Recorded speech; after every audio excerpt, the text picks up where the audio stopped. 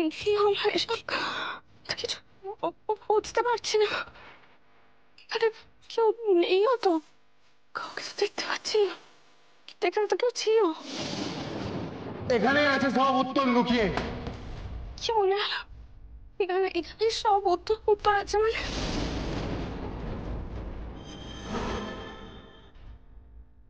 অপর্ণা কোথায় কোথায় যাচ্ছ? অন্য লোকের বাড়ি, সেখানে যাওয়াটা ঠিক হবে না। এতদিন ধরে বন্ধ, কি অবস্থায় আছে আমরা কেউ জানি না। আচ্ছা স্যার, কি আমাকে এই বাড়িতে ঢুকতে দেখছি না? তার কি পেছনে অন্য কারো কারণ আছে? না না না, দেখ আমি যে কাজটা করেছি সেটা বুকে পাথরের মতো আমি এতদিন চেপে নিয়ে না, আমি বুঝতে পারিনি যে কাউকে এই কথাটা বলতে হবে। আমি কোনদিন ভাবিনি, কিন্তু অপর্ণাকে বলতে হবে, কারণ আমার অতীত সেটা অন্যকে ওকে বলার আগে আমি বলবো। ওকে অতীত? আমার অতীত মানে? অতীতটা তো আমারও, আমরা আলাদা। আর যোগাযোগ না, তুই একটা ডিসিশন নিতে পারিস না। আছো আমি পারছি না, আমাকে বলতে। তুই কিন্তু আমি বলতে দেবো না, পারছি না, আমি আর সহ্য করতে পারছি না। আমাকে বলতে হবে, আমাকে হালকা হতে হবে। পারছি না ভাই, আমি পারছি না বলছি, আমি মার বইতে পারছি না। আমি কিছুতেই এই একটা মানুষকে এড়িয়ে যেতে পারছি না। আমার বারবার মনে হচ্ছে আমি ওকে সবটা উজাড় করে বলি, পারছি না। আমাকে হালকা হতে হবে।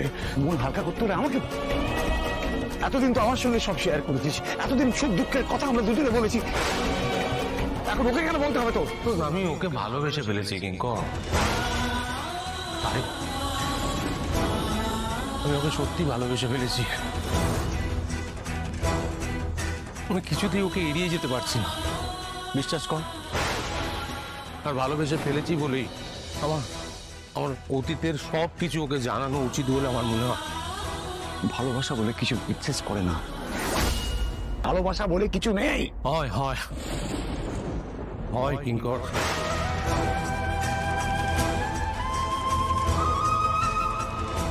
যে ভালোবাসেন তার হয়। আমি সত্যি ওকে ভালোবেসে ফেলেছি কিঙ্কর। একটু বোঝার চেষ্টা কর, ওখান থেকে মনটাকে সরিয়ে আন। ওসব ভাবিস না। আমাদের দুজনের যা অতীত, সেখানে ভালোবাসা, সংসার করে এগুলো বিলাসিতা মাত্র, এগুলো অসম্ভব। এই যে স্বপ্ন কোনোদিন সফল হবে না, সেই স্বপ্ন দেখিস না। একটু মাথাটাকে কাজে লাগা, মন দিয়ে ভাবিস না, তাহলে ডুববি। তুই সমস্ত ভাবা বন্ধ করে দিয়েছিস এই সমস্ত ভালোবাসার চক্করে।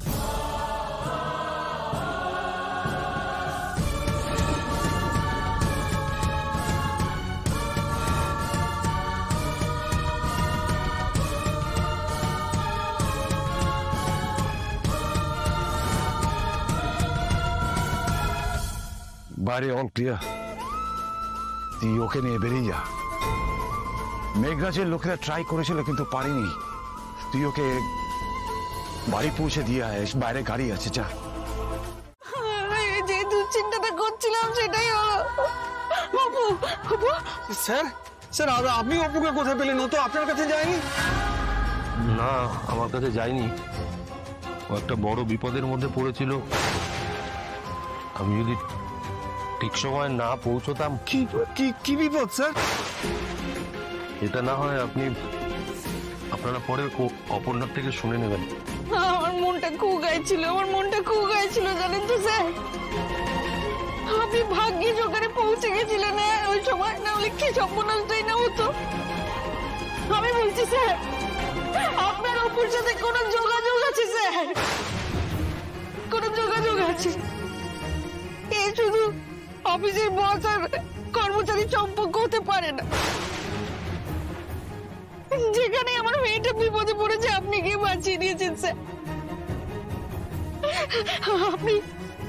আপনি আমার মেয়ের জীবনে আশীর্বাদের মতো।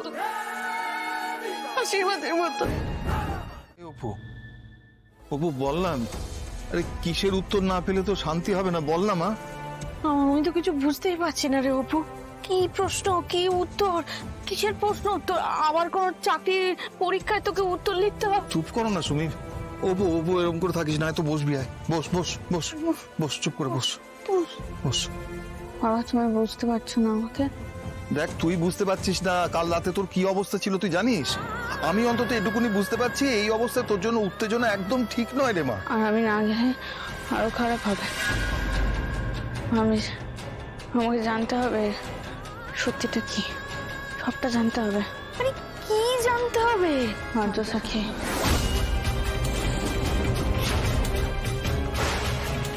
আর্য সাহেব কে মানে? আরে আর্য স্যারই তো গতকাল রাতে তোকে এখানে পৌঁছে দিয়ে গেলেন। কিন্তু আমি একটা জিনিস বুঝতে পারছি না অপু, তুই অন্য একটা জায়গাতে ইন্টারভিউ দিতে গেলি, সেখান থেকে তুই আর্য স্যারের কাছে পৌঁছলি কি করে? অপর্ণা, আর্য স্যার উনি আমাকে বাঁচিয়েছেন। কি? হ্যাঁ, আমাকে একটা বড় বিপদের হাত থেকে উনি বাঁচিয়েছেন। কত কি না হলো ওনাকে জড়িয়ে, তবু তো উনি ঠিক আপদে বিপদে তোকে রক্ষা করতে পৌঁছে গেলেন। আমি বলছি রে অপু, মানুষটা আদতে ভালোই। আমার তো মনে হয় ঈশ্বর ওনাকে পাঠিয়েছেন তোকে রক্ষা করার জন্য। কিন্তু এই একটা না একটা গেরো এই যেন কিছুতেই কাটতে চাইছে না। এই ছোট শোনো, আমি না ওর নামে একটা পুজো দেবো ঠাকুরের কাছে, বুঝলি? হ্যাঁ, একটা পুজো দিতে হবে ওর নামে ঠাকুরের কাছে।